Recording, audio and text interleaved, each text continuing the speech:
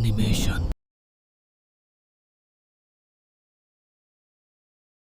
রাত তখন কয়টা হবে ঠিক নেই, তবে গ্রামের নিশুতি রাতে যখন শেয়াল ডাকার শব্দই বন্ধ হয়ে যায়, তখন বুঝতে হয় সময়টা মানুষের নয়, অশরীরীদের। পৌষ মাসের হাড় কাঁপানো শীত, কুয়াশার চাদরে মুড়ে আছে পুরো গ্রাম। হাত বাড়ালে নিজের আঙুল দেখা যায় না, এমনই ঘন কুয়াশা। সেই কুয়াশা ভেদ করে একটা লোক হন হন করে হেঁটে আসছে। নাম তার রহমত। পেশায় তিনি একজন সাধারণ কৃষক হলেও ভোজন রসিক হিসেবে তার বেশ নাম ডাক আছে। রহমত মিয়ার আজকের হাঁটা চলায় একটা আলাদা উত্তেজনা, কারণ তার হাতে ঝুলছে পাটের দড়িতে বাঁধা মস্ত বড় একটা ইলিশ মাছ, পদ্মার ইলিশ, ওজন প্রায় ১.৫ কেজির উপরে। হাটবারের শেষ সময় বেশ সস্তায় মাছটা পেয়ে তার খুশির সীমা নেই। কিন্তু রহমত মিয়া তখনও জানতেন না, এই রূপালী ইলিশে তার জীবনের সবচেয়ে ভয়ানক রাতটি ডেকে আনতে চলেছে। গল্পের শুরুটা আসলে সন্ধ্যের একটু পরে। হাটের শেষ মাথায় মাছের ডালা গুছিয়ে নিচ্ছিল জেলেরা। রহমত মিয়া যখন মাছটা কিনলেন, তখন পাশে থাকা এক বুড়ো জেলে তার দিকে আর চোখে তাকিয়ে বলেছিল, মিয়া ভাই, রাইত তো মেলা হইল, যাইবেন কোন পথ দিয়া? রহমত হেসে উত্তর দিয়েছিলেন, কেন, সোজা ওই দক্ষিণ পাড়ার বাঁশঝাড়ের রাস্তা দিয়া, ওইটাই তো শর্টকাট। বুড়ো জেলের চোখ দুটো তখন কেমন যেন ফ্যাকাশে হয়ে গিয়েছিল। সে ফিসফিস করে বলেছিল, খবরদার, আজ অমাবস্যা, তার উপর হাতে কাঁচা মাছ, ওই কালি বাঁশ ঝাড় দিয়া যাইয়েন না, পথ ঘুইরা যান, সময় লাগুক, তাও জানটা তো বাঁচব। রহমত মিয়া এসব কুসংস্কারে বিশ্বাস করেন না। তিনি উড়িয়ে দিলেন কথাটা। ভাবলেন গ্রামের মানুষ বেশি ভয় পায়। কিন্তু তিনি জানতেন না, ওই বাঁশঝাড় সম্পর্কে গ্রামের মানুষ যা বলে তা নিছক গল্প নয়। গ্রামের মেঠো পথ, দুপাশে ধুধু ধানের ক্ষেত এখন ফাঁকা, কুয়াশায় ঢাকা। রহমতের পায়ের নিচে শুকনো পাতা মারানোর মর্মর শব্দ ছাড়া আর কোনো শব্দ নেই। মাঝে মাঝে দু একটা রাতজাগা পাখির ডানা ঝাপটানোর শব্দ বুকের ভেতরটা কাঁপিয়ে দিচ্ছে। রহমত জোরে জোরে পা চালাচ্ছেন। হাতে ধরা ইলিশ মাছটা থেকে কাঁচা রক্তের আর আষ্টে গন্ধ বেরোচ্ছে।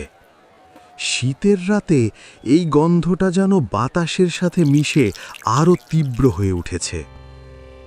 হাঁটতে হাঁটতে রহমত মিয়া খেয়াল করলেন, যেন বাতাসটা হুট করে বন্ধ হয়ে গেল। এতক্ষণ যে কোন কোণে ঠান্ডা বাতাস বইছিল, তা হঠাৎ থেমে গিয়ে এক ভ্যাপসা গরম আর পচা গন্ধের সৃষ্টি হল। সামনেই সেই কুখ্যাত কালী বাঁশঝাড়। গ্রামের লোকেরা বলে, এই বাঁশঝাড়ে বাঁশগুলো দিনের বেলাতেও কালো দেখায়, আর রাতে রাতে মনে হয় যেন হাজার হাজার লম্বা কঙ্কাল দাঁড়িয়ে আছে। বাঁশঝাড়ের নিচেই একটা ডোবা আছে, যেখানে বছরের ১২ মাসই পানি পচে কালো হয়ে থাকে। বাঁশঝাড়ের কাছাকাছি আসতেই রহমতের মনে হলো কেউ যেন তার পিছু নিয়েছে। প্রথমে মনে হলো মনের ভুল, কিন্তু কয়েক কদম ফেলার পরই তিনি স্পষ্ট শুনিলেন, তার নিজের পায়ের শব্দের সাথে তাল মিলিয়ে আরও এক জোড়া পায়ের শব্দ হচ্ছে, ছপ ছপ ছপ। ভেজা পায়ে কেউ যেন হাঁটছে। রহমত থমকে দাঁড়ালেন। পেছনের শব্দটাও থেমে গেল। তিনি সাহস সঞ্চয় করে পেছনে তাকালেন। কেউ নেই, শুধু ঘন কুয়াশা কুণ্ডলী পাকিয়ে উঠছে। তিনি আবার হাঁটতে শুরু করলেন। এবার শব্দটা আরও কাছে, মনে হচ্ছে কেউ তার ঘাড়ের কাছে নিঃশ্বাস ফেলছে। নিঃশ্বাসটা অসম্ভব দুর্গন্ধযুক্ত, যেন পচা মাছ আর নর্দমার কাদা একসাথে মিশিয়ে রাখা হয়েছে। কিন্তু বাঁশঝাড়ের মগডালের দিকে তাকাতেই তার চোখ কপালে উঠল।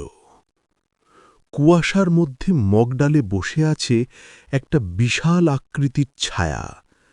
দুটো চোখ জ্বলজ্বল করছে আগুনের ভাটার মতো। লিকলিকে লম্বা পা দুটো ঝুলছে নিচে, আর হাতগুলো অস্বাভাবিক লম্বা। ছায়াটা আবার বলে উঠল, বড় স্বাদের ইলিশ রে, গন্ধটা বড় মিঠা, এক টুকরা দে না। রহমত বুঝলেন এটা মানুষ নয়, এটা সেই কুখ্যাত মেছো জিন। তিনি জানতেন মেছো জিনের সাথে কথা বলতে নেই, আর মাছ দিলে তো রক্ষা নেই। তিনি বিড়বিড় করে সূরা পড়া শুরু করলেন আর পায়ের গতি বাড়িয়ে দিলেন। রহমত যতই জোরে হাঁটেন মনে হচ্ছে পথ আর ফুরোচ্ছে না, বাঁশঝাড়টা যেন তার সাথে সাথেই চলছে। হঠাৎ একটা ঝাপটা বাতাস এসে তার মুখের উপর লাগল। মনে হলো কেউ একটা ভেজা পিচ্ছিল হাত দিয়ে তার গালে চড় মারল। রহমত ছিটকে পড়ে গেলেন রাস্তার উপর। হাত থেকে মাছটা ছিটকে পড়ল একটু দূরে। তিনি মাছটা কুড়াতে যাবেন, এমন সময় দেখলেন সেই বিশাল ছায়াটা গাছ থেকে তরতর করে নিচে নেমে আসছে।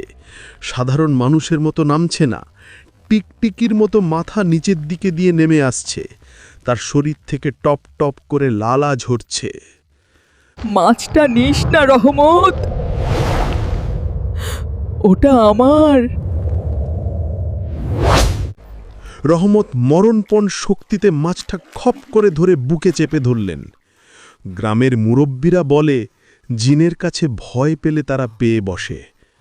রহমত চিৎকার করে বললেন, তোর বাপের মাছ না, যা ভাগ এখান থেকে।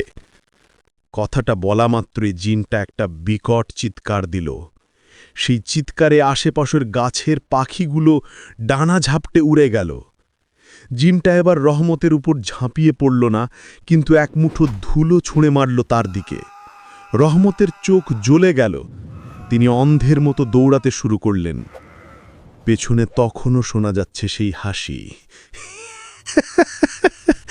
মাছ নিয়ে ঘরে যাবি, যা, কিন্তু শান্তিতে খাইতে পারবি না। কিভাবে যে তিনি দৌড়ে বাড়িতে পৌঁছালেন তা রহমত নিজেও জানেন না। যখন বাড়ির উঠোনে আছড়ে পড়লেন, তখন তার সারা শরীর ঘামে ভেজা, কাপড় ছিঁড়ে গেছে, আর গায়ের বিভিন্ন জায়গায় কাঁটার আঁচড়। তার স্ত্রী করিমন বিবি লণ্ঠন হাতে বেরিয়ে এলেন। স্বামীর এই অবস্থা দেখে তিনি চিৎকার করে উঠলেন। রহমত কোনো কথা বললেন না, শুধু মাছটা স্ত্রীর হাতে দিয়ে ধপ করে বারান্দায় বসে পড়লেন। তার চোখ দুটো তখনও স্থির, তিনি কাঁপছেন। সে রাতে আর মাছ রান্না হলো না। রহমত জ্বরে পড়ে গেলেন। কিন্তু আসল ভয়ের শুরু হলো মধ্যরাত থেকে। রাত তখন ৩টে। করিমন বিবির ঘুম ভাঙল একটা অদ্ভুত শব্দে। শব্দটা আসছে রান্নাঘর থেকে। তিনি ভয়ে ভয়ে বিছানা ছেড়ে উঠলেন। লণ্ঠনটা হাতে নিয়ে রান্নাঘরের দিকে এগিয়ে গেলেন। দরজাটা আধ খোলা। ভেতরে যা দেখলেন তাতে তার আত্মা শুকিয়ে গেল। রহমত বসে আছেন বঠির সামনে। অন্ধকারে তার চোখ দুটো বিড়ালের মতো জ্বলছে। কাঁচা ইলিশ মাছটা তিনি ২ হাতে ধরে আছেন। মাছের আঁশ ছাড়ানো হয়নি, নাড়ি ভুড়ি বের করা হয়নি। রহমত সেই কাঁচা মাছটাই পশুর মতো ছিঁড়ে ছিঁড়ে খাচ্ছেন। রক্ত আর আঁশ তার মুখে, দাড়িতে লেগে আছে। করিমন বিবি চিৎকার দিয়ে অজ্ঞান হয়ে গেলেন। পরদিন সকালে গ্রামের দৃশ্য বদলে গেল। রহমত আর স্বাভাবিক মানুষ নেই। তাকে ঘরের খুঁটির সাথে মোটা দড়ি দিয়ে বেঁধে রাখা হয়েছে। তার গায়ের শক্তি এখন ১০ জন মানুষের সমান। কেউ সামনে গেলেই তিনি তাকে কামড়াতে আসছেন। তার গলার স্বর বদলে গেছে। তিনি নিজের ভাষায় কথা বলছেন না, কথা বলছেন সেই নাকে বাজা সুরে। মাছ দে, আরো মাছ দে। ওই বাঁশ ঝাড়ে আমার দাওয়াত ছিল, রহমত আমারে খাওয়ায় নাই। এখন আমি ওরে খাবো। গ্রামের ছোট বড় অনেক কবিরাজ এলো। কেউ ঝাড়ফুঁক করল, কেউ তাবিজ দিল, কিন্তু যেই তার কাছে যায় রহমত এক ফুঁ দিয়ে বা লাথি দিয়ে তাদের ফেলে দেয়। একজন কবিরাজ তো ভয়েই পালালো যখন রহমত তার দিকে তাকিয়ে বলল, তোর ছেলের খবর জানিস? ওরে তো কাল সন্ধ্যায় পুকুর পাড়ে একা পাইছিলাম। এভাবে 3 দিন কেটে গেল। রহমতের শরীর শুকিয়ে কাঠ হয়ে যাচ্ছে, কিন্তু চোখের হিংস্রতা কমছে না। আর ওইদিকে সেই বাঁশ ঝাড়ের রাস্তা দিয়ে যেই যায় তাকেই মেছো জিনা আক্রমণ করতে শুরু করল। কেউ হয়তো বাজার থেকে ছোট পুঁটি মাছ নিয়েও ফিরছে, তাকেও আছাড় মেরে কাদায় ফেলে দিচ্ছে। পুরো গ্রাম আতঙ্কে স্তব্ধ হয়ে গেল। সন্ধ্যের পর আর কেউ ঘর থেকে বেরোয় না।